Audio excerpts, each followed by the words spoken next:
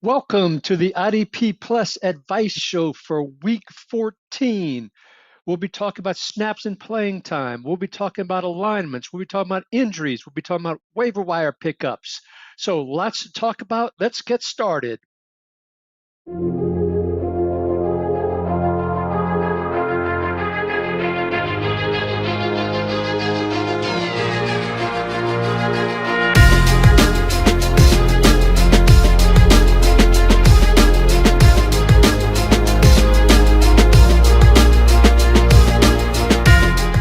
Alrighty, as we typically do, we're going to start off with the NFC North. But before we do, I am going to say thank you for those of you that have been providing feedback, those of you who have been asking questions, those of you that have also been joining the Start Sit show that we do on Sunday mornings at 11 a.m. Eastern Time.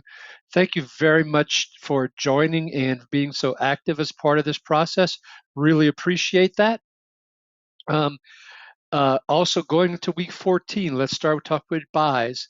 Baltimore Ravens, Denver Broncos, Houston Texans, Indianapolis Colts, New England Patriots, Washington Commanders. So you're going to want to pay really good attention today because depending on your league, there might be various players that you're going to want to pick up, particularly in deeper leagues that we'll talk about. So now we will get to the NFC North, and let's start with the Chicago Bears, who on Thanksgiving Day played the Detroit Lions. And as we all know, Coach Eberflus does not know how to manage a clock and watch in time. And it cost him his job finally. But with that, the Bears played 70 snaps on defense. For the fourth week in a row, Kevin Byard led the team with 10, this time with 10 tackles, 5 of which were solo and a pass defense. Definitely playable in all your safety leagues, even in shallower leagues. He's a top 12 type of safety. Jaquan Brisker, as we know, we've talked about many times, is on IR. Elijah Hicks was out again. As a result, Jonathan Owens played, and for the second week in a row, he played 100% of the snaps. He had 8 tackles, only 2 solo this week versus the 4 the previous week, and a pass defense. He didn't create any turnovers this week as he did the previous week. Now, he could be a pickup if Elijah Hicks doesn't come back from injury. If Hicks comes back from injury, that could be a problem. So monitor that carefully before you overspend on fab on Jonathan Owens. Tremaine Edmonds, only 5 tackles, 3 solo. TJ Edwards, 6 tackles, 6 solo. So very, very limited production from those. But big game from Gervin Dexter, the big defensive tackle / nose tackle. 7 tackles, 3 solo, and the ones across the board, meaning 1 sack, 1 tackle for loss, and 1 quarterback hit. Okay, that's it on the Bears. Let's go to the Lions. The Lions played 67 snaps. Now, what was good about that, that's just a tidbit above the average of 65, 66. Previous weeks that only played 55 and 48, so that's a big jump up. So with that, you would hope for increased production on some of their players. That didn't necessarily occur. Now on the linebacker side of things, Anzalone, Derek Barnes, Jalen Reeves-Maybin, all on IR. During the game, Malcolm Rodriguez, he played 69% of the snaps, but he tore his ACL during the game, and he got put on IR as the week progressed after the game. That meant Jack Campbell played 100% of the snaps, but with that, from an efficiency perspective, very, very poor. 3 tackles, all of which was solo and a quarterback hit. Very disappointing. Now, my feeling is that the Bears played so few snaps during the first half, fell way behind, and would just start passing all over the place. It really took the run game and Campbell out of the mix, and that's what happened on this particular one. But Detroit has been known to blow out other teams, so just keep that in mind with Campbell. In terms of the other linebacker position outside of Rodriguez, Trevor Nowaski played a little bit defensive end and Mike linebacker type of role or inside linebacker kind of role, 46% of the snaps. Zeke Turner, 33%. David Long, 18%. Ben Neiman, 6%. So a whole hodgepodge of other snaps spread across the other linebackers in different ways. Remember, they also had several injuries on the defensive line. Pascal went out after playing 10% of the snaps. Levi Owens-Rique went out after 15% of the snaps. Makai Wingo got injured, and he also got put on injured reserve. So there was a little bit of these guys playing on the edge as well to help out from a depth perspective. Back to the linebackers.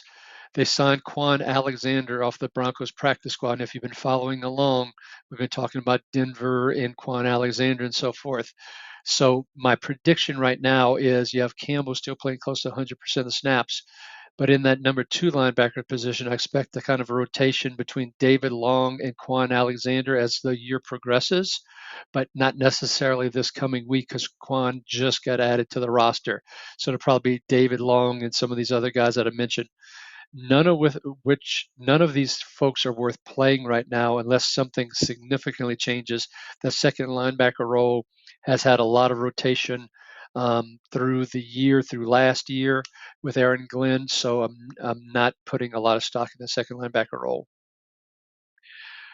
Zadarius Smith ended up playing 82% of the snaps because of all the edge injuries, and even Al Qadim Muhammad played 64% of the snaps, and he got a sack, which was great.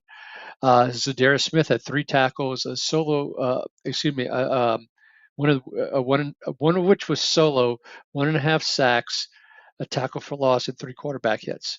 So very productive against the Bears. Now the Bears have a weak offensive line, and Caleb Williams tends to hold the ball more, so that also probably inflated Zadarius's stats a little bit. But if he's going to end up playing 75, 80% of the snaps, 6 teams on bye, he's definitely someone you can consider. Okay, let's move on to the Packers who played the Dolphins on Thanksgiving night. And by the way, I hope everyone had a wonderful Thanksgiving. I hope it was great and you enjoyed a lot of whatever your meal was, whether it be turkey, whether it be ham, whether it be whatever your tradition are. I hope you all had a great Thanksgiving. Okay, Packers and Dolphins. Packers played 71 snaps on defense. Edgerrin Cooper was inactive. Quay Walker, 100% of the snaps, 10 tackles, 6 of which were solo, and throw a sack into there as well. Isaiah McDuffie tied for the lead in sacks with Quay Walker. He had 10 tackles, 7 of which were solo, tackle for loss, and a pass defense as well, was again on 89% of the snaps. So clearly the number 2 linebacker next to Quay Walker. Eric Wilson, who for 1 week had that number 2 ranking in terms of snaps played, but that was for 1 week and 1 week only. He still played 45% of the snaps as that third linebacker, 4 tackles, 2 of which were solo. Not much to write about there or read about there. Edgerrin Cooper in the Tuesday report for the Packers, because they do play on Thursday night against the Lions here. I think it's the Lions. I can't believe I just drew a blank on that, but I think it's the Lions. But anyway, regardless, Cooper did not practice on Monday or Tuesday on the quote injury report that the Packers had to submit. Not expecting him to play on Thursday night, so expect Cooper and Walker. Going to the defensive secondary, which has always been interesting with the Packers this year. McKinney played 100% of the snaps, 9 tackles, 7 solo. What was interesting, he played 59% deep, which he hadn't done very recently. Previous weeks were 33 and 40, but then before that was 60 and 61. Guess they went. The reason I'm thinking that they went deep is you got Tyreek Hill, you got Waddle. They protected against both of those guys by playing more deep, trying to keep things in front of them, and so that's probably what happened with McKinney for this past week. Evan Williams, for the second week in a row, played exactly 73% of the snaps, 7 tackles, 3 solo. But hard to trust anybody playing 73% of the snaps, particularly when he played 67% of them deep. The week before was 69%. Both of those are up from the previous 46 and 54%. Not trusting Evan Williams right now, folks. Javon Bullard played 93% of the snaps, only 17% deep, which is great. Productivity, not so great. Only 4 tackles, 3 solo. So Javon Bullard's still someone we're not trusting at this point in time, just like Evan Williams. Jair Alexander did not play because of injury, although he was, quote, limited on the Tuesday practice report for the Packers, so there's a chance he plays on Thursday. Someone we're not playing in IDP leagues, on a side note. But Keyshawn Nixon played 100% of the snaps. 92% of those were out wide. The week before was 93%. So clearly with Alexander out, Nixon is playing on the outside. If Alexander comes back, does it increase the probability of Nixon moving to the slot? Yes, it does. But because there's been churn at the other cornerback position between Valentine and Stokes and so forth, there's a chance Nixon does stay on the outside and to keep Bullard in that slot position. Now, that could also mean more snaps for Williams, but it's something when it's the week before playoffs in most leagues, I'm not taking that risk, particularly for a Thursday night game when there's a lot of limited information available for Thursday night games. Lucas Van Ness, we've talked about him a little bit. He did get a sack this past week, but once again, he only played 31% of the snaps. Don't chase that fool's gold, folks. Leave him on the bench. Finally, the Vikings. So the Vikings, who a few weeks ago had 54, 44, and 59 snaps, not enough to play those defensive IDP players. Last week was 76%, well, the previous week 76%. This week, 76 snaps. This week against Arizona, 82 snaps. So the last 2 weeks, way more than average in both cases. Part of that could be tied to their offense struggling a little bit more. They've had some good fourth quarters, but not good first through third quarters in those games. So if they're going to start playing this amount of snaps on defense, that makes these guys more relevant from a playing perspective. Blake Cashman, 100% of the snaps, had a very solid 11 tackles and 9 solo with that. The second linebacker position got very interesting. Kamu Grugier-Hill, who had been playing that number 2 linebacker position when Pace was out, and that would mean ranging from anywhere from 30% to 60%. Or if Cashman was out and Pace played the Cashman role, then Grugier-Hill would step in. So that number 2 linebacker role. Pace on IR, Grugier-Hill, what happens? He only played 16% of the snaps. He recorded no stats. Very shocking, very surprising. Jamin Davis, the former Commanders' #1 draft pick, who they signed off the Packers practice squad, he only played 5% of the snaps.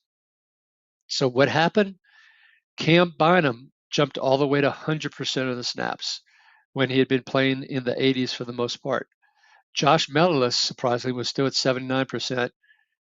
Harrison Smith was at 91%. So the playing time and the alignment of these safeties continues to shuffle around to a certain degree, particularly the playing time. Let's talk about where they lined up. Cam Bynum played only 50% of his snaps deep. And I say only 50 because the previous weeks were 71, 71, 73, and 80. So if the team were going to play 80 snaps or so, or at least more than 66 every week, and he was going to play 100% of the snaps and only 50% deep, he's playable. But you can't trust Flores to continue to do that is the problem.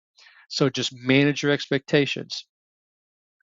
Metellus only played 5% deep after 13, 29, and 25.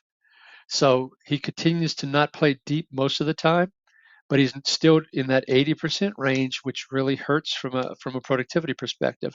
Now, both of those guys, Bynum and Metellus, finished with 10 tackles, so very efficient. 7 solo and 6 solo respectively of those 10 for Bynum and Metellus. Harrison Smith had 7 tackles and 4 solo on that 55% deep that he played. So his previous deep snaps were 42, 59, 64, 65. So once again, hard to trust these safeties for the Vikings overall team. Just got to be real careful.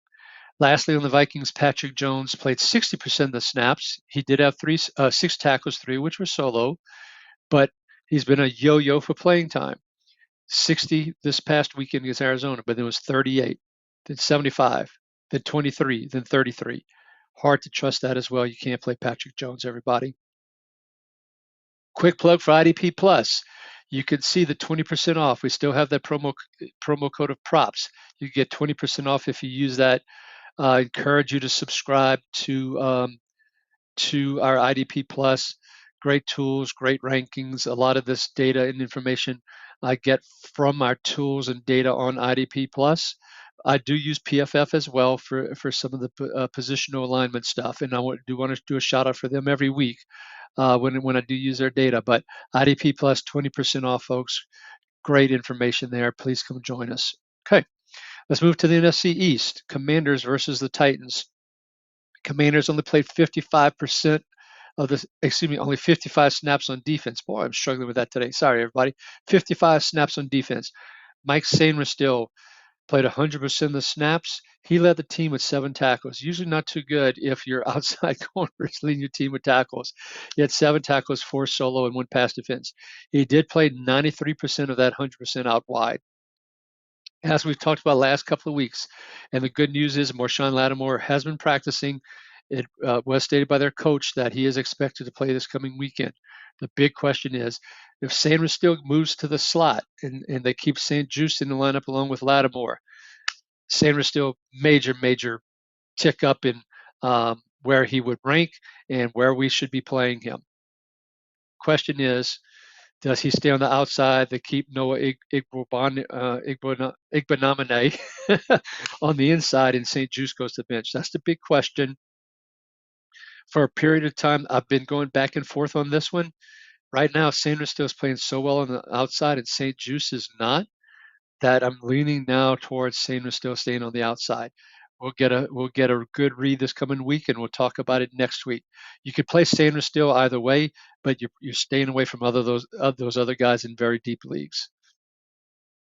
Bobby Wagner and Frankie Louvu both only had 3 tackles. Louvu also luckily got a sack as well for your big point scoring system. Hopefully that helped you out.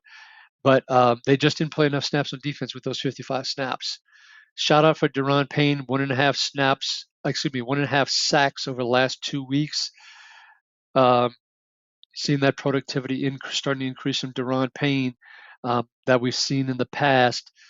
Maybe there's hope for as the year progresses here that we'll see more out of him in your defensive tackle required leagues. Jeremy Chin played 100% of the snaps, but once again, his second dud in a row after 3 fantastic games. Only 3 tackles, 2 solo, and a quarterback hit. He had those 3 games in a row where he had 13 tackles in those games, and then before that was a bunch of duds. I can't explain it, folks. I tried to do some research. He only played 31% of the snaps deep. That's been in line with some of his previous weeks of 36, 28, 23, 22. There was one outlier, 52, and then was 35. So I'm not sure. All I can tell you is looks like he's back to the old Jeremy Chin. He's back to someone I'm not comfortable trusting right now. If you have other options, I'd follow the more recent trends of him not being very productive, and I'd probably look at other options. That's what I'm feeling right now, folks. Cowboys versus the Giants, another Thanksgiving Day game. The Cowboys played 63 snaps on defense. Kendricks, a typical Eric Kendricks line, 100% of the snaps, 10 tackles. He actually had a few more solo. He had 7 solo this time, and he also got a sack in there. DeMarvion Overshown made one of the most athletic plays you'll see with the batted ball, tipping it back to himself, intercepting, and running back for a pick 6. So along with that, 9 tackles and 5 solo. Great game for Overshown, someone who's going to be a top 24, possibly even top 15 linebacker next year. A lot can change between now and then in terms of alignment, positioning, and free agents, and all kind of draft choices, all kind of other stuff across all the teams. But right now, that's what I'm thinking about for him. Deron Bland, 500 returns to a typical complement of snaps. 92% of the snaps he played, 9 tackles, 6 solo, and a pass defense. Deron Bland for cornerback required leagues, it's time to pick him back up, folks. Even though he'll be playing on the outside, Jordan Lewis will probably be playing in the slot, Trevor Diggs, and he will be on the outside. But if you need to have a cornerback, you can go with Deron Bland. Now, the Cowboys team had 6 sacks. So the return of Micah Parsons has made an incredible difference for this team. And when you play 95% of the snaps, and you have 3 tackles, 1.5 sacks, 4 quarterback hits, that's going to make a huge difference. And he had a tackle for loss in there as well. That and when they having to constantly look after him, the Cowboys team defense is actually someone you can look at as well now, particularly with Trayvon Diggs coming back, Bland coming back, etc. Chauncey Golston played 94% of the snaps. Or probably a more expected Golston line, 2 assisted tackles, a pass defense. He did get a quarterback hit. That's about what we expect. Marshawn Nealon was inactive after being active the week before and coming off injured reserve, but then he was inactive this week for some reason. Carl Lawson ended up playing 52% of the snaps as the third defensive end. Wanye Thomas was carted off. Last week, we talked about the fact that Thomas had played a significant amount of snaps in place of Donovan Wilson. So Donovan Wilson got a reprieve as a result of that, and he got 98% of the snaps with a sack as well. Now, Who's Josh Butler that we talked about last week? He was in the starting lineup, got hurt, um, but with Diggs coming back from injury, expect that Butler would have gone to the bench anyway. We're not chasing Josh Butler. Let him go. Bye-bye. Next. All right, let's go to Giants. They played a whopping 76 snaps against the Cowboys. Tyler Newman led the team for the third week in a row with 12 tackles. And he had 12 tackles, 5 of which were solo, a tackle for loss on 100% of the snaps. He only played 39% deep. I say only. It is a little bit more than he had been playing, but it wasn't like 60%. He played 39%. Previous weeks 29, 20, and 37. We're rolling with Tyler Newman. We're clearly playing him over Jeremy Chin. As a side note, Jason Pinnock played 67% of the snaps deep. Bobby Okereke, he played 97% of the snaps.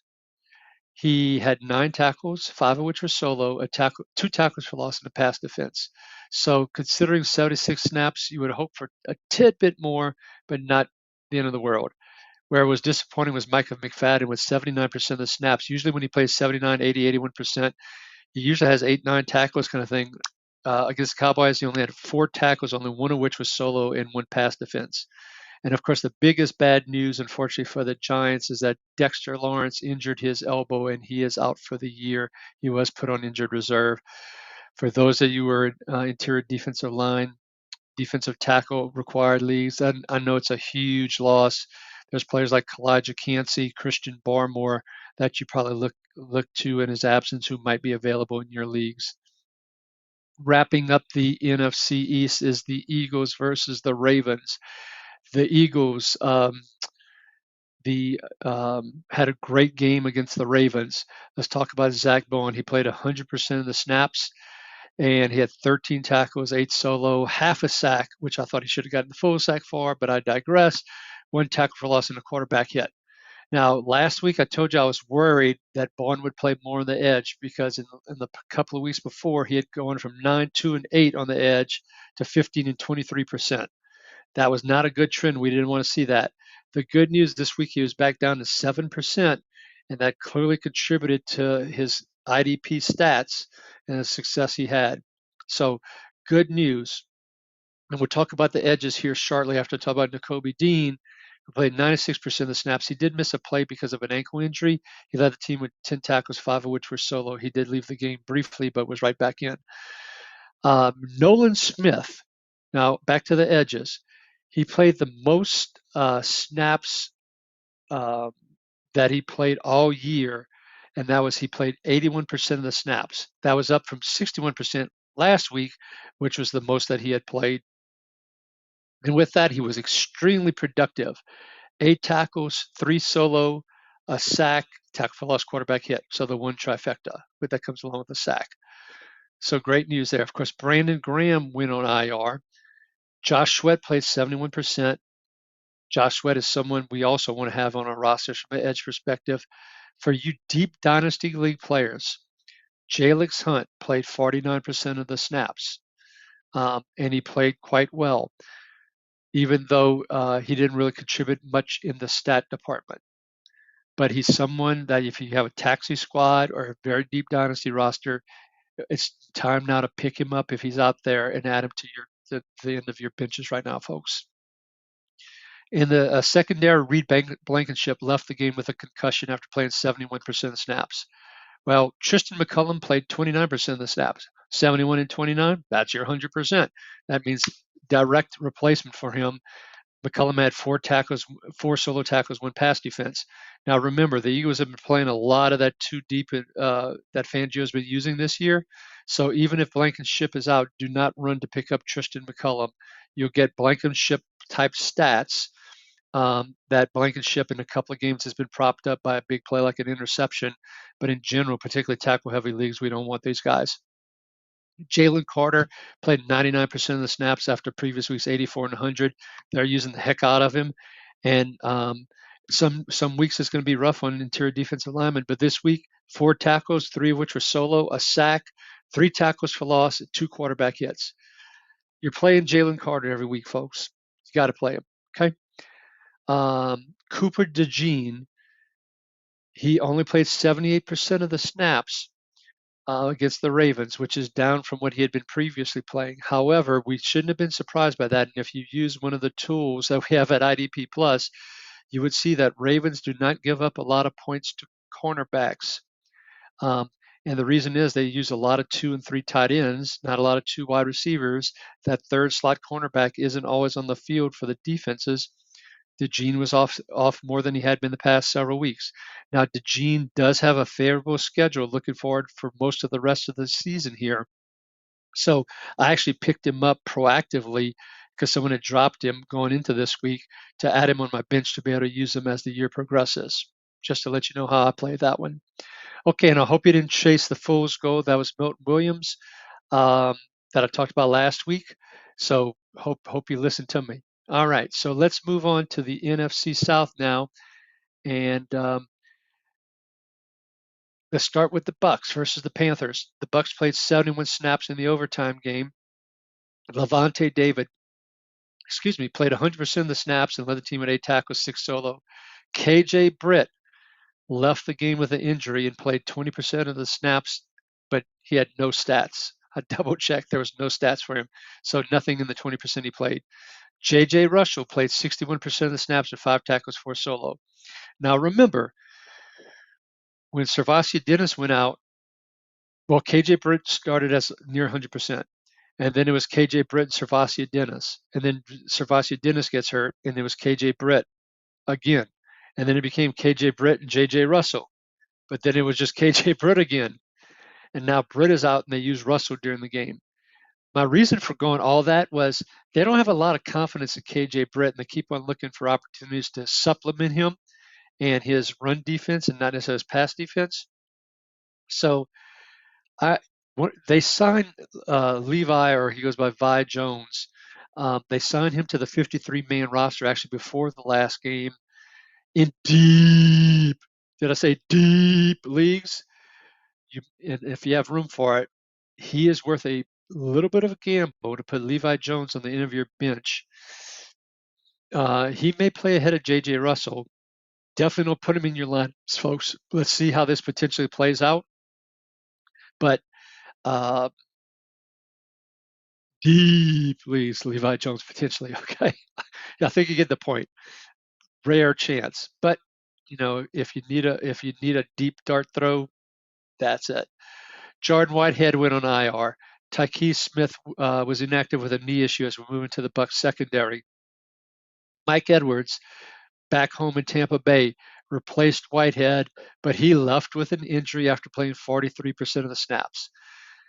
Of his snaps, he played almost 60% of those deep, did Mike Edwards, which doesn't make him a very productive player, which means that's what you would expect of who backfilled him. But it was kind of interesting what happened. Tavier Thomas ended up moving into and playing 29 snaps in the slot slash box slash D line. Christian Izien, who was playing that Tyquise Smith box role, moved more into that safety role. But once again, it was a hodgepodge of positioning. So Izien did play 84% of the snaps, but he ended up playing 25% deep or at wide corner as the game progressed. More of that increase. So he only had 2 tackles, one of which was solo. The net of all that mess is you're playing Winfield, you're not playing any of these other guys. That's it. Unless Tyquise Smith comes back and he's healthy and he would start in the slot, and it's against an offense that plays a lot of 11 personnel. Otherwise, it's Winfield only. Okay. On the edge, Joe Tryon-Shoyinka was out with an injury. He was inactive. Anthony Nelson shot up to 79%. I've always liked the way he's been productive when he's played a decent amount of snaps. And sure enough, 6 tackles, 5 solo, 3 quarterback hits. No sacks, but 3 quarterback hits, 79% of the snaps. He's not your Max Crosby's, but he's not the drags out either. And with 6 teams on bye, if you have a need, Anthony Nelson is someone I'm considering, folks. Yaya Diaby also jumped to 80%. And of course, they played 71 snaps, more than your typical 65, 66. So he had 6 tackles, 5 of those solo, a tackle for loss, and 3 quarterback hits. Now, granted, this was the Panthers' offensive line as well, who struggle on the edges. They're a little bit stronger on the interior. But depending on who the Bucs are playing and other lineup choices you have, two gentlemen both to take a look at: Nelson Diaby, Christian Braswell, the second round pick out of Alabama, was all the way down to 21% of snaps, no stats. And as a side note, Kalijah Kancey, who I called out earlier as a potential waiver wire if you're, need a Dexter Lawrence replacement, he has 5 sacks in the last 5 games, including 1 sack in 4 of the last 5. So just someone to consider there. Let's move to the Falcons versus the Chargers. Um, they only played 46 freaking snaps on defense. When that happens, you're not going to get a lot of IDP stats. No different than on offense. If you only play 46 snaps on offense, you're not going to produce a lot of fantasy points there as well. Caden Ellis played 100% of the snaps. He only had 5 tackles, 3 solo, and a tackle for loss. Now, once again, only 46 snaps, so not bad 46 snaps. He did get a pass defense, and luckily that sack, particularly with big play scoring, helped bail him out. Now, I've been talking for weeks about Troy Anderson versus Nate Landman, and when Anderson comes back, what's going to happen in the snaps? Interestingly enough, Landman only played 37%. Anderson only played 35%. That's 72%, folks. So there was a lot of one linebacker stuff happening. Now, did that contribute to some changes that they made that allowed for 5 sacks to occur, which is unheard of for the Falcons? Because just a couple of weeks ago, they were at 12 sacks for the entire year as a defense. Some of those changes may have made a difference. Arnold Ebiketie played 41% of the snaps. He had 2 sacks, three tackles, 2 sacks, a couple of quarterback hits, of course, with that. But he's fool's gold. I'm not chasing it. I don't recommend you chase it either. And Jesse Bates, last week we talked about what an outlier he had with 10 tackles, 5 solo pass defense. When I tell you stuff that, like when we're week 13, that's the second highest tackle count of the year, his highest since week 2, chances are that's not going to repeat. And he had 2 solo tackles and 1 pass defense. So when we talk about those outliers, that doesn't mean to go chase. That means it's an outlier. Don't chase those points. Panthers played 81 snaps versus the Bucs. Josie Jewell played 100% of the snaps, 10 tackles, 6 of which were solo. He got a sack, 2 tackles for loss, and a quarterback hit. So very productive on his 100% of the snaps. Trevin Wallace played 79% of the snaps. When you play 81 snaps, you think, okay, he should have done fairly well. The number of snaps they played should offset the snap percent. No, it didn't. It did not. Very disappointing. 5 tackles, 3 solo. Luckily, he got a sack, which gave you also a tackle for loss and a quarterback hit. But Trevin Wallace, deep leagues, understand if you're playing him, but not someone we're playing every week. Jordan Fuller and Xavier Woods played 100% of the snaps at safety. Lines were almost identical. Fuller, 8 tackles, 5 solo to pass defense. Woods had the same, except it was 7 tackles instead of 8. Nick Scott was practicing and is coming back from IR. Why is Ricky telling y'all? By the way, I'm Ricky Rodriguez at Ricky Rod 66. I didn't mention that at the beginning of the show. Shame on me, but that's who I am. But Nick Scott, he's been practicing before he was injured and put on IR. It was Nick Scott and Xavier Woods playing 100% of the snaps, not Jordan Fuller. Fuller didn't start playing till Scott went on IR. The question is, if Scott is activated from the 21-day window, does he completely replace Fuller? Do they split snaps and ramp up Scott? Does Fuller stay in the role? Don't know, guys, and my crystal ball is foggy on that one. Usually when I feel good about a prediction, I'll tell you. This one I don't feel good about. If Scott is active, do not play Scott, do not play Fuller. It would be my recommendation. Find an alternative. Speaking of defensive tackles and waiver wire with Dexter Lawrence out, A'Shawn Robinson is also someone I've talked about quite a bit that you could pick up. And the good news with Carolina playing so much better, even though they lost to the Bucs in overtime, is keeping some morale and some positivity, and they're not tanking and so forth. So A'Shawn Robinson, 84% of the snaps, 6 tackles, 5 solo tackle for loss. You're picking him up and playing him. From the Fool's Gold department, Amari Berno, the stat line looks good. 4 tackles, 3 solo. He got a sack, which also means a tackle for loss and a quarterback hit. He did that on 11% of the snaps, which was 9 snaps total. Now, I didn't get a chance to break down his stats to see if how much of that may have been some special team tackles versus defensive tackles, but we're not picking up Amari Barno at 11% of the snaps, folks. Don't do it. That's fool's gold. DJ Wanham, 78% of the snaps. Jadeveon Clowney, 71%. In your typical IDP leagues, you can play both of those guys. Okay, finally, on the NFC South, the Saints versus the Rams. Saints only played 56 snaps on defense. That was after they played 73 and 78 the previous 2 weeks. They really dominated the time of possession in the snaps in the first half in particular, and the first quarter in particular, to the Saints. So while the Rams played more in the second half, the Saints still didn't play a lot overall. Now, Ugo Amadi, we talked about him taking that very valuable slot role for the Saints. He played 95% of the snaps, and basically 89% of those were in the slot, the box, or the D line.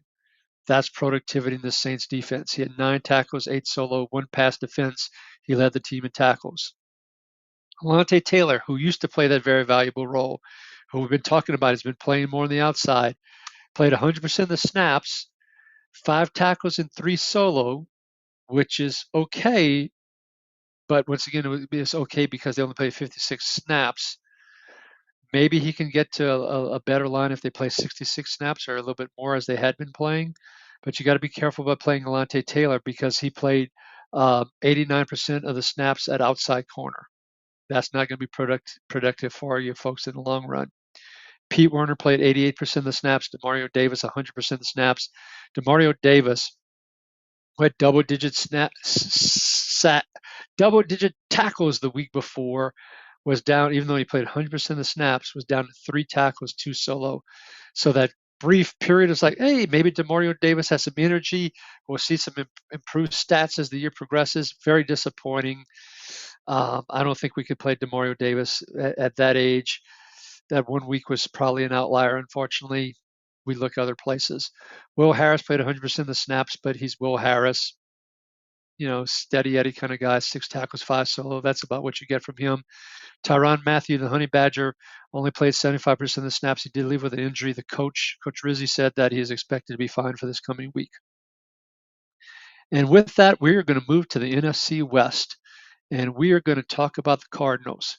And by the way, because there's no teams on bye, this is going to be a little bit of a longer show, folks. So bear with me as we go through all 32 teams, trying to share with you as best I can all the knowledge I picked up and learned in this research to help you all out. Cardinals only played 53 snaps. Mack Wilson, we've talked about him quite a bit, played the most snaps he had played all year. He played 94% of the snaps. Not sure what changed because of that. Versus the Vikings would cause that change. That feels like an outlier in terms of snaps being played, but with 6 teams on bye, maybe you take the chance of playing him. He did have 7 tackles, 6 solo, 2 sacks, 2 tackles for loss, 3 quarterback hits, and throw pass defense in there. So an incredible stat line across the board for him on only 53 snaps. He's someone we haven't trusted through the years, including this year. But once again, with 6 teams on bye, I might be willing to take the chance on this because we have seen where there was a dip. We've seen that snap count come up, like back to I believe it was 84% last week, now 94% this week.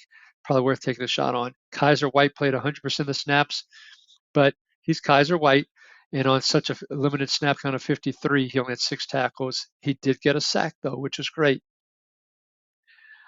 With Jalen Thompson returning from injury, Dadrian Taylor-Demerson, the rookie, basically played just a couple of snaps. Budda Baker, Jalen Thompson played their near 100% of the snaps at the safety position. Baron Browning only played 42% of the snaps. I thought he'd be closer to 50, but he did have 3 solo tackles, including a tackle for loss. Once again, deeper leagues, edge player, 6 teams on bye, might be worth a gamble. Darius Robinson, the first-round rookie, finally actually freaking played a game. The bad news is he didn't record any stats. The good news, he was all the way up to 42%. So consider this a rookie coming off an injury playing in his first game as an NFL pro. So He's someone for the longer term, for dynasty, not someone we're considering for redraft. More fool's gold for you, LJ Collier. Don't chase the points. Don't chase the 2 sacks that he had this past week. Don't do it. Don't do it. 49ers versus the Bills. Worried about the 49ers. Okay, they played 58 snaps on defense. Now, this was a snow game. There wasn't a lot of snaps, so be very, very, very careful in the takeaways here. But with that said, some data points and things for you to consider. Of course, Nick Bosa was inactive. Fred Warner left the game with cramps, and they took him out in the fourth quarter. It was reported last week for the first time that he has some sort of fracture in his ankle that he's been playing with all year. That would explain why we haven't seen the productivity from him that we were seeing earlier this year. And of course, he only had 4 tackles and 3 solo in this game. Once again, we don't want to draw conclusions. But as the 49ers continue to spiral downhill, Christian McCaffrey going on IR, Jordan Mason going on IR, Purdy banged up, Trent Williams out, Brandon Ayuk out. Let's see, was it Elliott? I believe it was Jordan Elliott who left the game hurt. May have been with a concussion or he's inactive. I can't remember. Now Hufanga and Greenlaw both are now on the 21-day potentially return to the 53-man roster. But with all those guys hurt and with their record is, if they lose another game or 2 more, we could see some benching of some talented players, including Fred Warner. Now, what might be interesting to see, and a lot of people have been asking, should I pick up Dre Greenlaw and drop so-and-so? Most of the times we've gotten this question, we preferred so-and-so over Greenlaw. Here's where it might change. With Warner's ankle injury, if they decide to put him on IR to recover that ankle injury, and if Greenlaw comes off the 21-day practice period and becomes on the 53-man roster, is there a scenario where Campbell goes to the middle, Warner goes on IR? It's a possibility, but it's also a possibility that Devondre Campbell moves into the Warner spot and Greenlaw takes his old position that Campbell's been playing. So it's sort of this is a tricky one to watch here, but it makes me now want to pick up Greenlaw a little bit more than I did in the past. Once again, I'm not just dropping him for anybody, but something to look into for the 49ers. On the safety front, I just mentioned Jair Brown, 33% deep, Malik Mustafa, 66% deep.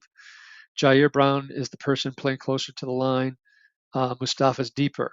Hufanga was interestingly enough, was who Mustafa was more replacing because Jair Brown was already starting. So when Mustafa comes back, it's not clear who might go to the bench. Is it Brown or is it Mustafa?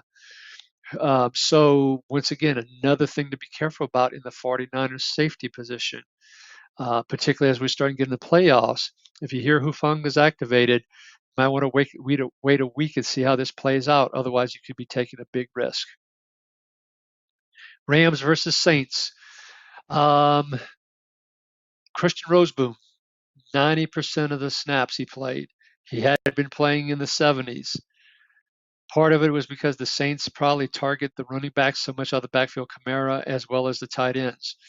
But regardless, he had what's been a Roseboom line of around 12 tackles, 7 solo. He got a tackle for loss in the pass defense. So he puts up the counting stats when he plays, does Roseboom. Omar Spates played 64% of the snaps, which Roseboom used to play in that second linebacker role. And so that's what I'm expecting, that he'll play in the 60 to 70% range going forward unless they activate Troy Reader. So that's what I think about Spates. Jared Verse, another great game. This dude's a stud. I think he's going to be one of the next Max Crosby's, Nick Bosa's, Myles Garrett's kind of folks as we move forward here. 5 tackles, 2 solo, no sacks. He did get a tackle for loss and 3 quarterback hits. Dynasty League, folks, I'm telling you, get him if you can. The prices are going to only increase from here. Quentin Lake played 100% of the snaps. He played 34% of those deep. Cam Curl played 100% of the snaps. He played 73% of those deep. Cam Kinchins, 43% of the snaps, 73% deep. Quentin Lake played a lot of that slot role. Curl and Kitchens play more of the deep role. That's a couple weeks in a row. I think that's where things are starting to settle out there for the Rams. Let's move on to the Seahawks. They played 69 snaps. Previous week they'd only played 58, so you expect a little bit better on the counting stats. Ernest Jones, 100% of the snaps, only 8 tackles, 6 solos. So a good game, not what I would have expected, but I'd expect closer to 10 tackles, but not bad. Tyrese Knight, this is similar to the discussion we had with the Carolina Panthers rookie Chubb Wallace. 69 snaps. He played 78% of those snaps. Only 4 tackles, 3 solo. So you see a trend with some of these inside rookie linebackers here. Not very reliable. Leonard Williams had another freaking monster game. Played 75% of the snaps, 4 tackles, 3 solo, 2 sacks, 3 tackles for loss, 2 quarterback hits, a pass defense which included a pick 6. Over his past 2 games, check this out. This 30-year-old has 4.5 sacks, 6 quarterback hurries, a blocked PAT, all those tackles, quarterback hits, etc., and the longest pick 6 by defensive lineman in NFL history. At least one over 300 pounds as well. Okay, moving to the defensive secondary. Julian Love played 100% of the snaps, 6 solo tackles in the pass defense. He played 63% deep. That's the risk with him. He does come up very well, but he plays a lot of snaps deep. Previous week was 74, but then before that it was 44, 39, and 35. Not a very good trend for us for IDP for Julian Love. Kobe Bryant played 100% deep. He only had 5 tackles, 4 which were solo and a quarterback hit. That he played 88% deep, 90% the week before. That's the trend for him. He's going to play really deep. So unless he gets a big play like he did the pick 6 the week before, fantastic. But you're not going to get a lot of tackles when you're playing that deep. What I think what's happening with Julian Love, by the way, Rayshon Jenkins has come back the last 2 games. So notice this, the last 2 games where Love has been playing a little bit more deep. Rayshon Jenkins only played 40% of the snaps, only had 3 tackles, 2 of which were solo, but 96% of those were in the box near the D line. Now he's not playing enough snaps for you to use him, but that's pushing Julian Love a little bit deeper more often, which is impacting Julian Love. Okay, that's the Seahawks, and we're going to move to the AFC East. And as we do that, we're going to start with the Bills versus 49ers, and I'm also going to take a quick swig.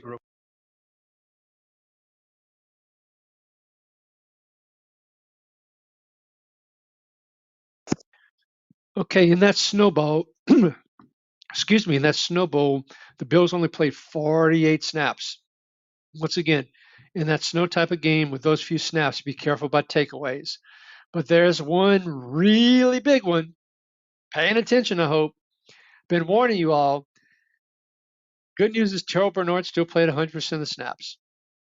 We talked about how Dorian Williams was the replacement for Matt Milano.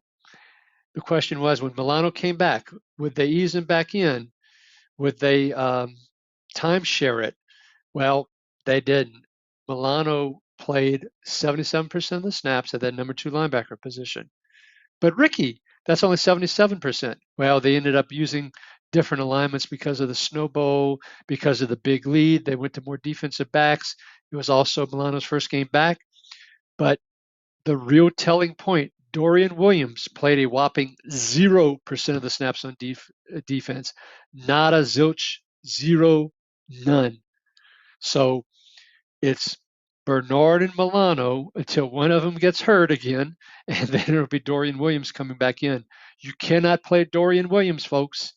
And if Milano's on your waiver wire, he's probably worth picking up. He's probably a low number 2, high number 3 linebacker. Don't expect top 12 kind of production, but that's what you're looking at from Milano. Don't play Dorian Williams. Did I mention that already? Moving to the Dolphins versus Packers, back to Thanksgiving night. The Dolphins played only 54 snaps. Tyrell Dodson played 100% for the second and led the team for the second game in a row with 10 tackles and 5 solo. Of course, last week he came in for Anthony Walker when Walker got hurt. Even if Walker comes back, I expect Dodson to stay in that role. So that's my prediction for you all. Jordan Brooks played 94% of the snaps. He had 9 tackles. Anthony Walker did not get put on IR. That's the only That's the only other thing I want to mention on that. Emmanuel Ogba played 85% of the snaps. Chop Robinson played 57% of snaps. No one on the Dolphins got a sack against the Packers quarterback Jordan Love this past week. The only other thing I want to mention, some of you might have heard that Shaq Barrett asked for reinstatement. The 32/33-year-old, roughly, can't remember exactly, wanted to come off the retirement list, and the Dolphins controlled his rights, and they said, no, that's not going to happen. They didn't activate him. They told him they're not. Okay? So that's the Dolphins. Let's go to the Jets. The Jets played 64 snaps. C.J. Mosley, who had practiced in full, then all of a sudden was limited on Friday and then was determined inactive. So as a result, we didn't have to worry about Jamien Sherwood. He played 98% of the snaps, but he only had 4 tackles, 4 which were solo against the Seahawks. So once again, they played a lot of 3 wide, a lot of throwing of the ball, just like what happened to Jack Campbell. That inside linebacker, that middle linebacker, just didn't get the tackles. It wasn't in position to do so as much as a result of how they were playing. Quincy Williams had 100% of the snaps. He did get a sack to go as part of his 7 tackles, which was great. The sack kind of bailed him out. Was hoping for more tackles from him in this game. Will McDonald was up to 61% of the snaps. He had 2 tackles, 2 of which were solo, 2 sacks, 2 tackles for loss. But the other interesting point, the reason I went through all that, he also had 4 quarterback hits. So 2 sacks and 2 other quarterback hits. Very productive. He's had 8 sacks over 6 games. Well, just going back in history, let me rephrase that. So McDonald, I went and looked this up. He had 8 sacks over a 6-game period. Then he went 4 games without a sack, and then he gets the 2 sacks and the 4 quarterback hits this week. So that's what you're dealing with sometimes with some of these edge players. Hope this is a good sign of things to come, except for the Seattle offensive tackles have really been struggling this year. So be careful if it's a good matchup because it's weak offensive tackles, then maybe you can go with Will McDonald. Hassan Reddick played the most snaps he's played since he came back from his holdout. He played 67% of the snaps, 2 tackles, 2 solo, 1 tackle for loss. This man still has to hit incentives to pay off all the fines that he incurred from sitting out. That's how they got him to come in, putting those incentives in the contract. I think he's going to play with his hair on fire as the year progresses, regardless of the Jets, what's going on with the Jets. And if he's up to 67% of the snaps, I think the sacks are going to come. So Hassan Reddick is someone I'm targeting. The safety position, what a freaking mess. And I made the mistake of trusting that Jalen Mills was going to play. And boy, let's talk about what happened. Chuck Clark played 66% of the snaps. Tony Adams played 59. Isaiah Oliver played 33, but a big chunk of that was actually a wide corner because Sauce Gardner got hurt and DJ Reed got hurt for a period of time as well. Jalen Mills played 70% of the snaps. Ashton Davis played 11% of the snaps. And Clark was 55% deep. Adams 27% deep. Mills was 25% deep. So there was a lot of moving around. No one played 100%. I went through all that just to say, here's the summary of all that. Don't trust any Jet safeties. Don't play them. Okay. And remember, I should say remember, you may have read that the owner asked Tony Adams to be benched. And the head coach wouldn't say that, but it was several insiders found out that information. But then now he's back on the field, but only at 59%. So there's this whole hodgepodge rotation thing. Stay away from the Jets safeties, given what happened this past week, folks. You don't want to be doing that going into the last week before playoffs. Let's hit the Patriots versus the Colts. The Patriots played 62 snaps on defense. Jabril Peppers was removed from the commissioner exempt list, and we talked about this. And I said, I don't know what to expect. Well, shockingly, he played 100% of the snaps, and he led the team with 9 tackles, 5 of which were solo. Got a tackle for loss, and he only played 26% deep. His 2 previous games before he was put on the commissioner exempt list, it was 16% and 25%. He's not playing a lot of deep. If he's getting 100% of the snaps and the Patriots play a decent amount of snaps, that should be good for Jabril Peppers, someone to pick up. He was probably dropped in many leagues.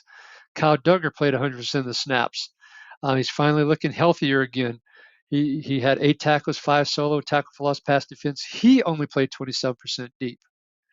Jalen Hawkins, when he came into the game and he played about 42% of the snaps, he played 46% either deep or at wide cornerback. So he helped make up the difference while those two guys were playing closer to the line. Now, part of this was the Colts, and they weren't worried apparently about Anthony Richardson trying to beat him deep, even though that's been part of Richardson's game, but because of his inaccuracies. So that's my guess, part of the reason too of why you might have seen them play it like they did. But regardless, Peppers we want, Duggar we want. At the linebacker position, oh boy, another group we want to stay away from. Yeah, Tavai played 94% of the snaps, which was great, but he only had 5 tackles, only one of which was a solo and a pass defense. Christian Ellis, 68%, Taki, 11%. We're not playing these folks unless we're desperate. Luckily, they're on bye in week 14, so they're not one of your fallbacks that you have to go to. Christian Barmore only had 1 solo tackle. He did play 50% of the snaps.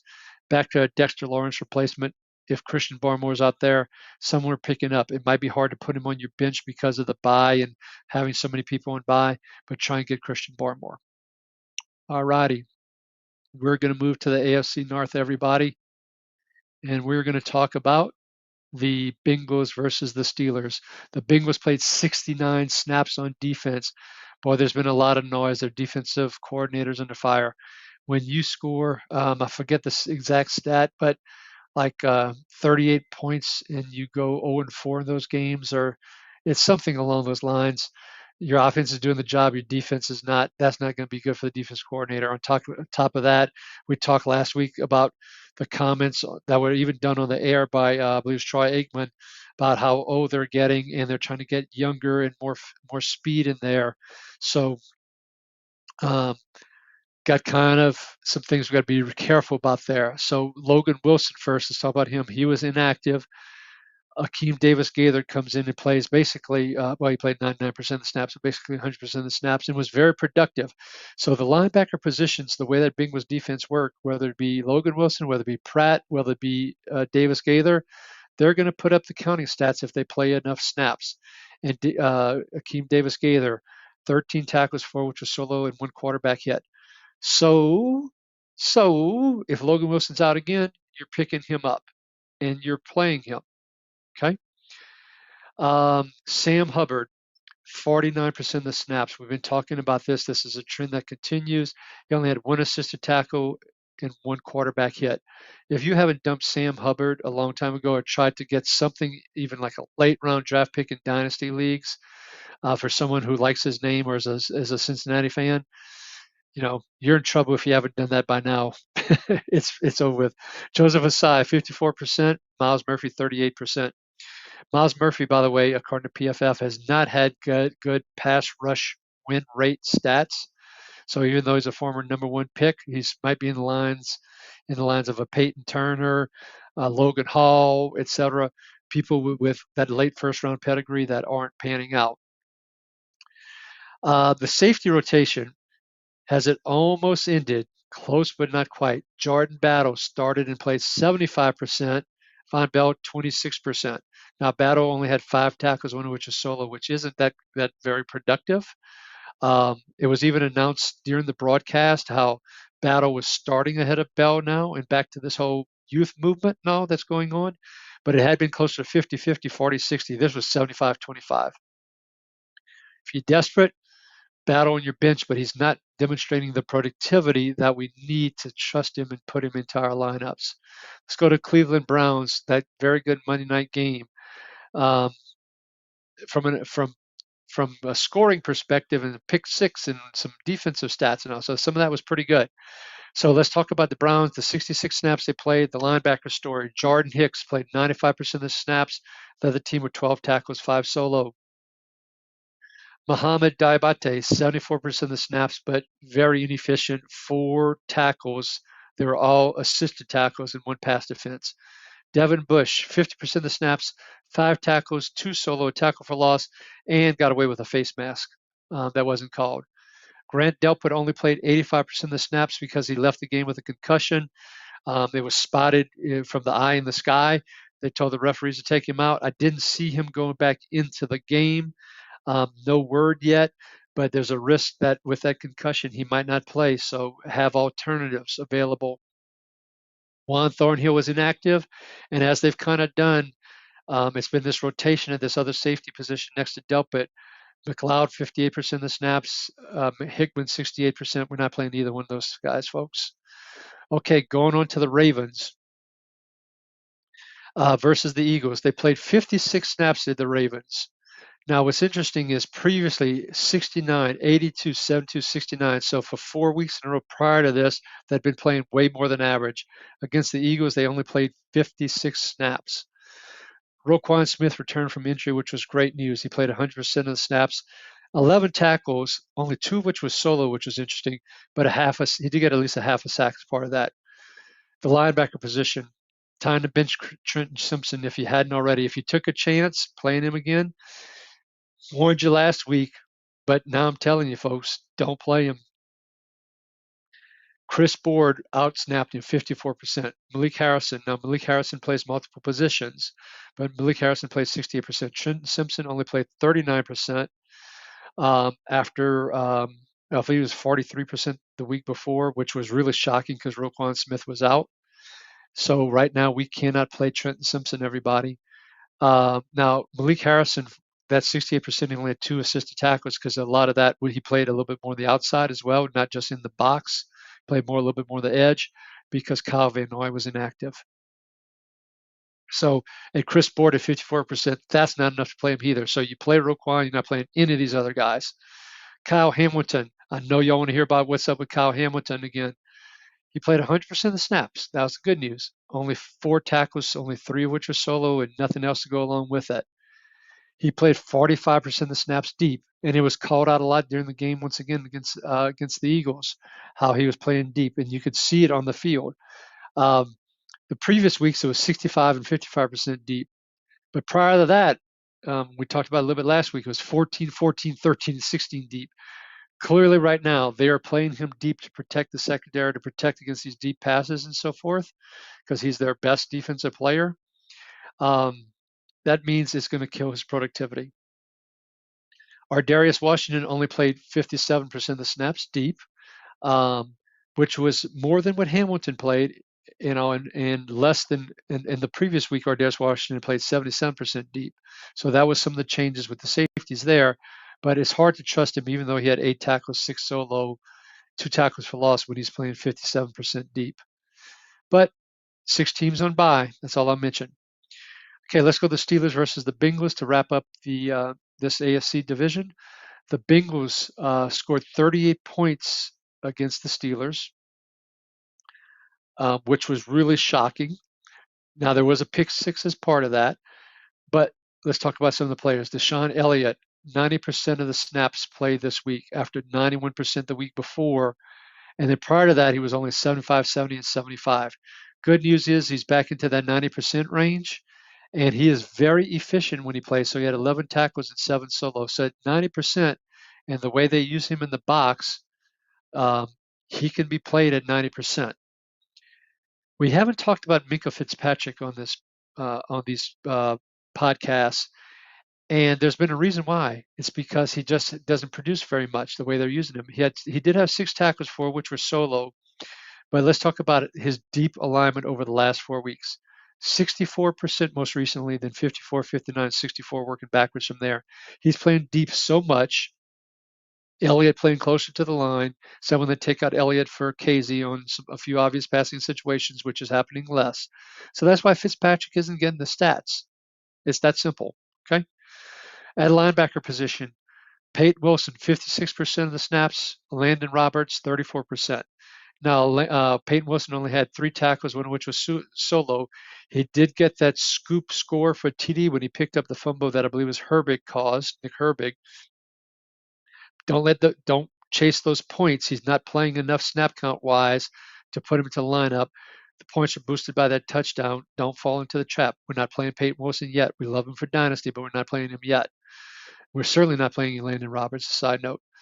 Alex Highsmith was rolled out again.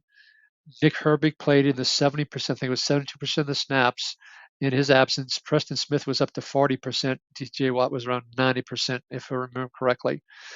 Now, Highsmith, it's expected. It was on Tuesday. Coach Tomlin talked about the fact that they expect him back this week in Week 14. Do they put him full speed all the way back in and put Herbig down in the 25% range or 20% range? It's a possibility. Or it could be more of a 50-50 kind of thing, and Preston Smith mixed in there. It's hard to trust Alex Highsmith in this first game back. I have him on a couple of teams. If I have other options, I'm going to wait a week before I put Alex Highsmith in, unless I'm desperate because of the buys. That completes the AFC North, everybody. We're going to move to the AFC South now, and we are going to start with the Colts. And I just want to try and get this banner up. My apologies that I'm having trouble with that. There we go. All right, the Colts. Colts played 72 snaps. That means their offense, once again, only played 62. They just do not do ball control. They don't play a normal amount of snaps. That means good counting stats for the likes of Zaire Franklin and EJ Speed, who play basically both 100% of the snaps roughly. Zaire Franklin had a monster game, including 1.5 sacks, a pass defense, 12 tackles. I mean, beautiful game. Speed had 9 tackles, throwing a pass defense, tackle loss in there. DeForest Buckner, we've talked about him. He's a stud. He's a top 5 interior defensive lineman, defensive tackle. You're playing him every week. On the edge is where I want to get to.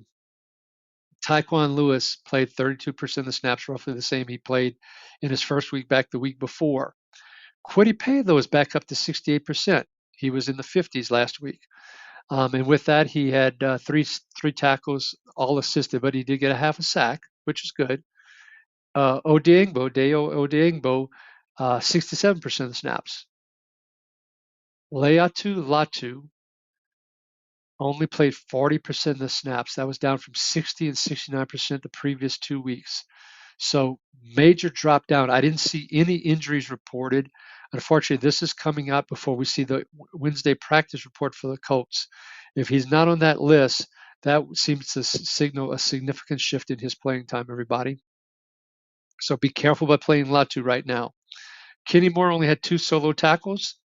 We love Kenny Moore as a slot cornerback. Okay, he usually plays 100% of the snaps too, which is great. However, on our IDP Plus website, we have this wonderful tool that if you looked at it, you would see the Patriots do not give up a lot of points to cornerbacks. So you wouldn't have played him. I know I didn't as a result of that. And so, once again, matchups are so critical. 11 personnel and how much they use it are so critical. How many snaps they play, or snap percentages they play, very critical. That the one with the Patriots and how little they play 11 personnel and thus the impact of cornerback points would have told you don't play Kenny Moore. 20% off at IDP Plus. Use the code PROPS. Let's go to the Jaguars versus Texans. They played only 63 snaps, which is amazing. Surprised Houston did not take more advantage of them. And that's after Trevor Lawrence went out of the game and after the Jags had played 80 and 84 snaps the 2 weeks before on defense. So 63 snaps, very much on the low side. That's not going to help our IDP stats. That's definitely not going to help. And so what did they do at the linebacker position? Coach Nielsen messed with us again. Oluokun only played 90%. Devin Lloyd, 71%. Ventrell Miller, 46%. Chad Muma played none, if you were wondering. Now, on top of that, of Oluokun's snaps, he played 11% of those on the D-line on the edge. So when you only play 90% of a 63, and then you play a chunk of that on the edge as well, that's going to hurt your productivity, and it certainly did with 4 tackles, 3 solo, 2 pass defenses. And it looks like if they didn't fire Peterson during their bye week, chances are he's there for the rest of the year. It means Nielsen's probably there for the rest of the year, which means Oluokun's going to suffer for the rest of the year, as well as Devin Lloyd. Safety position, Darnell Savage led the team with 7 whopping solo tackles, okay? But he only played 92% of the snaps, and he left with an injury. Shocker with Darnell Savage. He's typically someone we don't trust anyway when it comes to IDP at safety, so we're not playing him. Antonio Johnson played 59%. Andre Cisco was back up to 81%, but we're not playing either one of those guys either as a result of the kind of, let's just call it the lack of playing close to 100%. We'll leave it at that. Josh Hines Allen and Trayvon Walker both had 4 total tackles, both had a sack, which is great. And for those of you in cornerback leads, that Tyson Campbell sometimes gives you a lot of tackles and so forth. He left the game with an injury as an FYI. Moving on to the Texans, part of the Texans-Jaguars game. Texans played 70 snaps. Speaking of snapping, Aziz Al-Shahir clearly snapped during the game, not only just with that hit, which was very unfortunate, and how all that happened, but the going nutso and taking off his helmet and challenging Brandon Scherf and then yelling at fans as he's going off and the security guards with him as he was going off. Just not a good scene. He truly snapped as part of the snaps that he did play. He only played 27% of the snaps, had 5 tackles, 3 which were solo. It was announced on Tuesday he's suspended 3 games, although he is appealing it. Now, with week 14 being a bye, what does that mean? A bye, if the suspension is held up, he's out through week 17. He's done for the year for you, folks. So if the suspension is held up, bye-bye, dump him. Obviously not in dynasty leagues, but he's done for you for the year, folks. And they might take 1 game off, but then in the meantime, you're going to also have Christian Harris coming back. As head coach D'Amico Ryan said a couple of weeks ago, he expects Harris back after their week 14 bye. And if he's doing well and Toto, and depending on how things are going, they do view him as a leader. But then once again, he could get eased back in that last week if the suspension is reduced. Boy, that's just not good. Not good at all. I'm going a different direction, folks. That's Ricky's opinion. And by the way, so Toto played 97% of the snaps. Hewitt played 70%. Hewitt had in that time 9 tackles and 5 solo. Toa had 8 tackles and 3 solo. Devin White only played 9% of the snaps, so we can forget about him. We won't talk about him anymore unless something radically changes. Jalen Petrie was inactive due to injury. Jimmy Ward got hurt later in the game. He only played 81% of the snaps. Eric Murray played 73%. Look, we're not playing any of these other safeties if Jalen Petrie isn't playing. We're not playing Kalen Bullock. We're not playing Ward. We're not playing Murray. Just not worth it. They're on bye, luckily, here in week 14. Maybe Petrie comes back because they didn't put him on IR. Maybe he's back for week 15. We shall see. After having 8 sacks across their team the week before, the Texans had a whopping 0 sacks against the Jaguars. Interesting. Will Anderson was up from 51% of the snaps last week to 63% this week. Mid-70s is where he was before his injury. I expect that he'll be there when they come back from the bye. And of course, Will only had 1 quarterback hit. Moving on to the Titans. They played 83 snaps versus the Commanders. Commanders definitely control this game. Kenneth Murray had a very solid line, 10 tackles, 5 solo, got a half a sack, also tackle for loss, but it was 89%. Didn't see reported on Sunday, but it came out on Monday that he had a hamstring issue, something to monitor. He is going to be questionable, most likely for Sunday. Luke Gifford is the person that picked up the 11% of the snaps when Murray was out. In your deeper leagues, and the way that position has been so productive, where it was Gibbons and now Murray playing that role, if Luke freaking Gifford has that role, we're playing him, folks. We're picking him up in deeper leagues, just in case Murray is hurt. Watch for the injury report on Wednesday. Of course, part of this depends on when your waiver wire is happening. If it's happening sometime on early Wednesday, I'm putting in a cheap bid for Gifford and trying to get him on the end of my bench. And then if it turns out Murray's healthy, dump him. Darryl Worley, he played the Quandre Diggs role. He was signed to the 53-man roster. He played ahead of Mike Brown. He played aside Amani Hooker at the safety position. Worley had 17 tackles, 8 of which were solo. He played 48% deep. That shows how much Washington ran all over that front of Tennessee, which hadn't happened to Tennessee for most of the year. Not sure what happened there, but reminder, they played 83 snaps. 83 snaps is going to help contribute to that 17 tackles. But this also felt like a complete outlier game. If you're desperate and you need someone, you could potentially pick up Worley, but go look at those Quandre Diggs stats. That's probably what you can expect for Worley to produce on a regular, ongoing basis for the rest of the year. That is what I would guess. Don't get enamored and overpay and fab for Darryl Worley this week, everybody. Bit of fool's gold. He's going to play a lot, but a bit of a fool's gold. Um, Mike Brown did play 29% of the snaps as in that third safety kind of role as an FYI.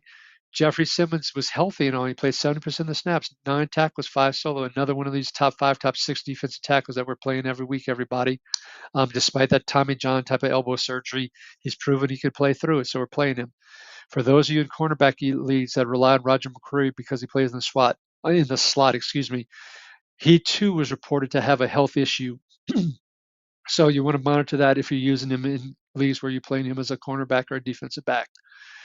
And lastly, Tavondre Sweat had 5 tackles and 1 solo. So as defensive tackles go, if you're in a tackle-heavy league, scoring league, and you don't get really big points for sacks or big plays, Sweat, I usually don't like nose tackles, but Sweat, because someone in a very deep league, maybe you're playing. Okay, our last division, the AFC West, everybody. And we'll try and go through this pretty quickly, although I've got a lot of notes on these. Let's start with the Broncos. Cody Barton played 100% of the snaps. He tied for the team in tackles. Now, when you play 86 snaps, which is basically almost another third of a game, you would expect a lot more counting stats. Well, while he did lead the team, he only had 8 tackles, 5 of those solo. He did get an interception and a pass defense along with that, which, boy, he tried to house really bad. He wanted his own pick 6 as well to make it 3 for the team. He didn't get there. Justin Sternard, 91% of the snaps. So he went 60, 61, 25, 62, 47. Now the last 2 weeks, 82 and now 91% of the snaps. It looks like he's got that number 2 linebacker role with Quan Alexander now being signed to the 53-man by Detroit, as we talked about earlier in the show. Looks like Stern is going to be the number 2 because Zach Cunningham didn't play a single snap on defense. Drew Sanders is inactive. I'd still worry a little bit about Drew Sanders, even though some of my peers don't agree with me. Let's see what happens with Drew Sanders. Just keep an eye on that. But in the meantime, week 14, I'm willing to take a chance on Justin Sternard, given the 91% and the 82% in the last 2 weeks. Riley Moss was inactive, so Levi Wallace actually tied for the team lead in tackles with 8. Trying to see the exact numbers in my stats here, and I think I accidentally deleted it. But if I remember correctly, he tied for the team lead in tackles with 8 to match Barton. But you know what happened in the fourth quarter? He got benched for Chris Abrams-James. He was getting picked on like the big bully that used to pick on the nice little kid back in 4th grade. That's how bad Levi Wallace got picked on. Jerry Jeudy had him for lunch. Levi Wallace's nickname should be Burnt Toast right now. He was burned so badly. Okay, I'm on a tangent. But regardless, that's the one thing about cornerbacks in IDP leagues. The best cornerbacks don't get thrown at a lot often or as much, doesn't create opportunities for tackles, etc. The weakest cornerbacks are the ones that get picked on, in this case, Levi Wallace. In this case, he ended up getting put on the bench. Benjamin St. Juste has fallen into that category. I think you kind of get it. All right. Jaquan McMillan had his pick 6. He also had 5 solo tackles to go along with that. He had 4 pass defenses. So very productive game, but he only played 72% of the snaps. But luckily, they played 86 snaps, so that puts him basically at a full game being played, and he was very productive. In the secondary, Brandon Jones left the game with an injury again. That's one of the things. Brandon Jones, when he plays, he's so darn productive, but he is, back to his Dolphin days, he tends to get injured. He only played 56% of the snaps. He was replaced by Devon Key. We're not picking up Devon Key even if Brandon Jones is inactive because of injury next week, folks. Don't do it. Zach Allen returned.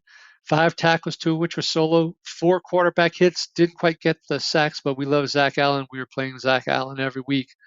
Nick Bonito, holy crud, what a monster that he has become. That's 11 weeks, 11 sacks. Only one of those games did he not have a sack. This week, throw in 2 quarterback hits instead of just 1, 2 pass defenses, including a pick 6 interception, which if you saw the replay and watched the game, what an amazing job he did dropping back. Was his original designation. He just kept on cheating up, watching quarterback eyes, jumped the route, ran it back for a touchdown. Another great athletic play, similar to not quite as great as Overshown with all the tipping and so forth, but another very athletic play. Bonito, someone we're playing every week. Jonathan Cooper and Jonah Ellis both had a sack. I've been singing Jonah Ellis's praises. Love Jonah Ellis for Dynasty, folks. Um, so, and he does play special teams. I saw one of his tackles was on special teams as well. Someone that you want in your deeper leagues. Going to the Chargers, they played a whopping 81 snaps on defense. Holy crud. The Falcons offense sucked. Kirk Cousins was really bad. Okay. Um, but still, with all that, they still played 81 snaps. Sometimes you can't figure this out. Denzel Perryman was ruled out before the game. Deion Henley played most of the snaps, 96%, had 10 tackles. The big surprise. Now, last week I was surprised because when Perryman didn't play, and the week before I'd said if he's out, play Troy Dye. Nick Neiman plays the number 2 linebacker role. So last week we said, okay, make sure you're aware Nick Neiman's the number 2 linebacker, not Troy Dye. Well, they screw with us, and guess who was the number 2 linebacker this past weekend? It was Troy Dye. He played 77% of the snaps. Neiman played 4%. Troy Dye led the team with 14 tackles, 7 of which were solo and a pass defense. If Perryman's out again, we're going to roll with the hot hand here. We're going to assume that the tape the week before when Neiman was so bad that they felt like they had to put Dye in, and Dye was so productive that they leave him in if Perriman is out. So he only played 77% of the snaps, and that was on 81 snaps. So once again, this is more of a number 4 type of linebacker, okay, 37 to 48. Don't get all carried away thinking he's going to be like a top 10 linebacker, but he's someone that you can play.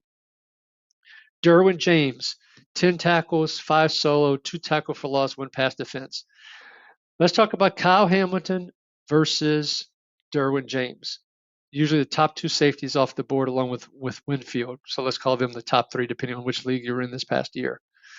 We talked about Hamilton being 45% deep, 55% deep. Derwin James, folks, 8% deep. The last few weeks, 14 and 12% deep. That's why Derwin James is outscoring Kyle Hamilton this year. Okay, that's it. It's how they're being utilized on the field. Tony Jefferson played 67% of the snaps, 46% of those were deep, but he was real productive on that with 8 tackles, 6 solo. So he's kind of playing a little bit of the third linebacker role when he wasn't playing deep and all.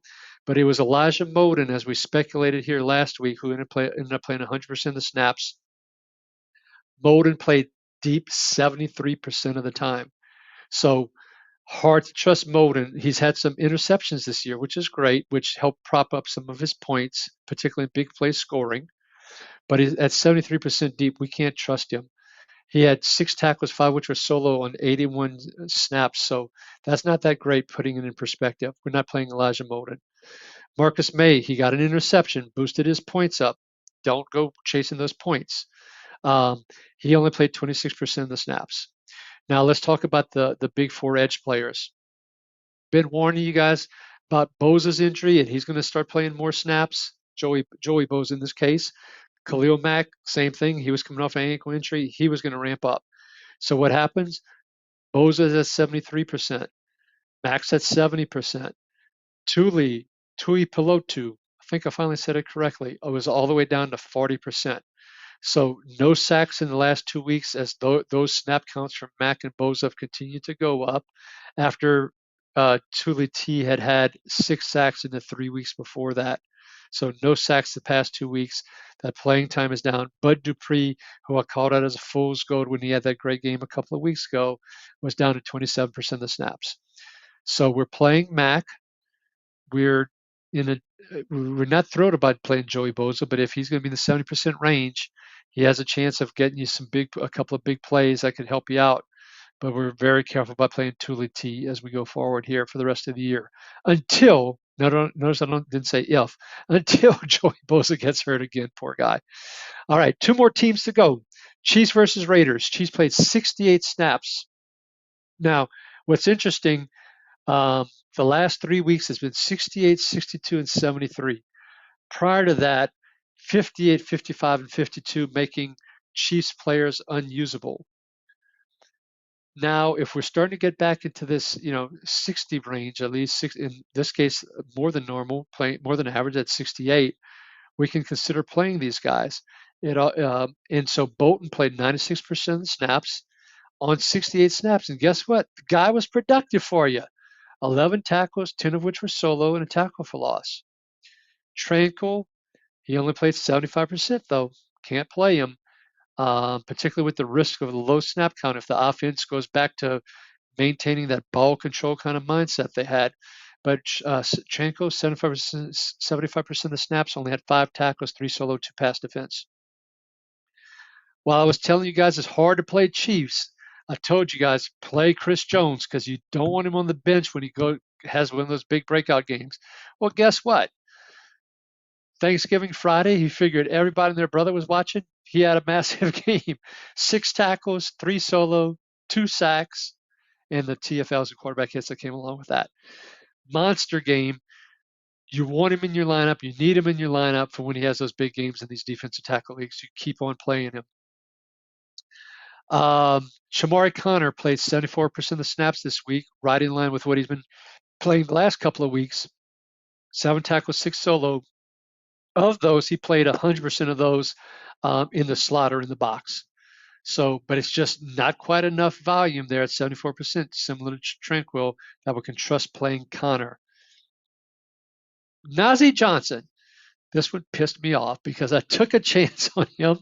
I picked him up on waivers saying, okay, 3 weeks in a row, 90% of the snaps, 100% of the snaps, 94% of the snaps. Led the team in tackle a couple of weeks ago because he's a bad cornerback that people were picking on.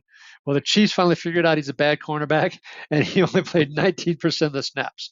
We did get a warning on this, and he laid an egg and only had 3 tackles, one of which was solo. So for those of you that picked him up like I did, sorry about that, folks, but it wasn't because of an injury. Joshua Williams. Now, Joshua Williams only played 78% of the snaps. I was worried. I tried to do some research. I couldn't find where Najee was hurt. And so I think there was a little bit of a rotation maybe happening. Maybe Watson got banged up a little bit, went in and out. I don't know for sure. I'm being real transparent. I didn't get a chance to research it, but we're not playing any of these guys. Lastly, Justin Reed played 100% snaps for 3rd week in a row, but Brian Cook, who had played 100% 2 weeks in a row, only played 90% this week. Another one where I didn't see an injury. So be careful still about playing these Chiefs safeties. I'm willing to play Bolton. I'm definitely playing Chris Jones where you have to play defensive tackles. The rest of it, I'm being really careful on. As a side note, Ominahu, first game active, played 50% of the snaps. All right, let's wrap it up with the Raiders here. They played 71 snaps on defense. Robert Spillane played 100%, had a 9 tackles, 7 solo. Would like to a little bit more in 71 snaps, but a solid Spillane game. Diablo down to 72% of the snaps. Max Crosby played 100%. And by the way, on this show last week, I pointed out how Crosby hadn't had a sack for, I believe it was 4 games in a row. And I said, he is due. He is going to sack Patrick Mahomes. The crystal ball was correct. He got that sack. You are welcome. You were probably paying him anyway, but just FYI. Okay, fool's gold from the Raiders. Kayvon Chason. He's played 35% of the snaps this week against the Chiefs and 34 and 28 the previous 2 weeks. Not playing a lot. He had 3 tackles, 1 solo, sack and a half, 3 quarterback hits. The Chiefs' offensive tackles are bad. He took advantage of it. So great for him, but we're not chasing Kayvon Chason. That's our fool's gold. Now, DJ Humphries may come into play left tackle for the Chiefs this coming week. If that happens, that's going to make a big difference in protecting Mahomes' backside. And also, if you're looking at edge players in deeper leagues, and you said, oh, the Chief has been giving up sacks, look what the Raiders did, so forth. Humphries will probably play this coming week, which will impact that. So if Humphries is active, be careful about the edge players you pick to play against the Chiefs. Okay, last thing, Trevin Moehrig, 100% of the snaps, another down week with only 3 tackles, 2 solo. So I went digging for you all to see how has his usage been, and it hasn't changed a whole lot. He was only at 23% deep or at wide corner. So he's still playing a lot along the box slot, closer to the line, etc. Just he's not producing the stats like he was earlier this year. Based on the trend of the past couple of weeks, is there an injury that's slowing him down? Possibly. So play